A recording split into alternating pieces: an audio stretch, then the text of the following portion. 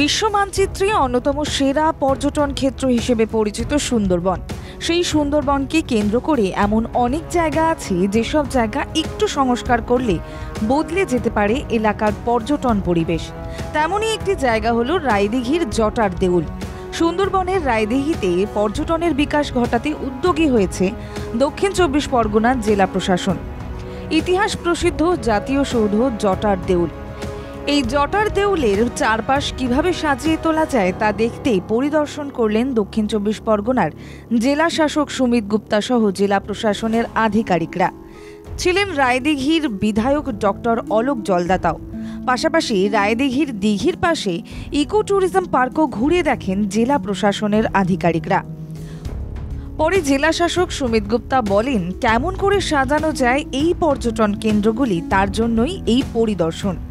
Eco tourism পার্কে cafeteria, শিশুদের জন্য পার্ক, দিঘির জলে প্যাডেল বোট চালুরও চিন্তাভাবনা করা হচ্ছে।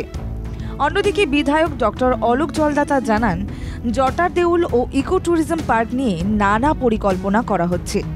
জেলা শাসক নিজে দেখে গেলেন এই জায়গা। জটার দেউল সংলগ্ন এলাকায় বাইরের দিকে সব উন্নয়ন হবে।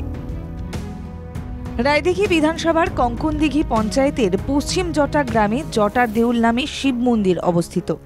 1916 সালে কেন্দ্রের পুরাতত্ত্ব বিভাগ এটাকে জাতীয় সৌধ হিসেবে স্বীকৃতি দেওয়ার পর অনেক দূর দূর থেকে বহু মানুষই এখানে আসেন।